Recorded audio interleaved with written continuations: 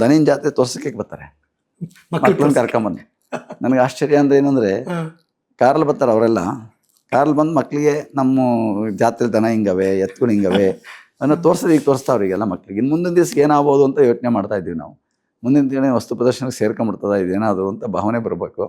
ಆದರೆ ಇವತ್ತು ಹಂಗೆ ಒಂದು ಪರಿಸ್ಥಿತಿ ಹಂಗೆ ಬರ್ತಾ ಇದೆಯೇನೋ ಗೊತ್ತಿಲ್ಲ. ಯಾಕೆಂದ್ರೆ ಹಳ್ಳಿ ಕಡೆ ಇನ್ನ ಅದಿದೆ. ಹಳ್ಳಿಲಿ ಇವತ್ತು ನೋಡಿ ಎಲ್ಲ ಹಸುಗಳು ನಮ್ಮ ದೇಶಿ ಹಸುಗಳೆಲ್ಲ, ದೇಸಿ ತಳಿಗಳೆಲ್ಲ, ಯಾವುದೇ ಸಂಕರವಾಗಿರುವಂಥದ್ದಾಗಲಿ ಸೀಮೆ ಯಾವುದೂ ಇಲ್ಲ. ಇಲ್ಲಿ ಸೇರಿರುವ ಎಲ್ಲ ದನಗಳು ಇವತ್ತು ಹಳ್ಳಿ ಕಾರ್ ಇರ್ಬೋದು, ಅಮೃತ ಮಹಲ್ ಇರ್ಬೋದು, ಅಂಥ ಹಸುಗಳು ದನಗಳೇ ಸೇರಿರುವಂಥ ಎತ್ತುಗಳು, ಬೇರೆ ಯಾವ ಸೇರಿಲ್ಲ. ಅಂದರೆ ಇನ್ನು ರೈತರಲ್ಲಿ ಖಯಾಲಿದೆ.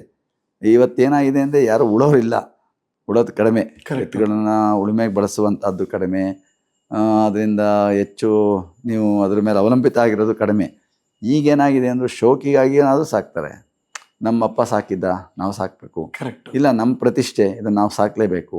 ಇವತ್ತು ನೋಡ್ಬೇಕು ನೀವು ಅಲ್ಲೆಲ್ಲ ಅಲ್ಲಿ ಬ್ರ್ಯಾಂಡ್ ಎಲ್ಲ ಹಂಗೆ ಆಗೋಗಿದೆ ಅವೆಲ್ಲ ಒಂದಷ್ಟು. ಅವಕ್ಕೆಲ್ಲ ಒಂದು ಬ್ರ್ಯಾಂಡ್ ಮಾಡ್ಕೊಂಡು ಅವರು ಅದನ್ನ ಸಾಕದೇ ಒಂದು ಖುಷಿ ಅವ್ರಿಗೆ. ಮತ್ತೆ ಅದೇ ಒಂದು ದೊಡ್ಡಸ್ತಿಗೆ ಈಗ. ಹೌದು. ಆಮೇಲೆ ಇಲ್ಲಿ ಹಾಕಿದ್ದಾರೆ, ಅವ್ರು ಚಪ್ರ ಹಾಕಿದ್ದಾರೆ.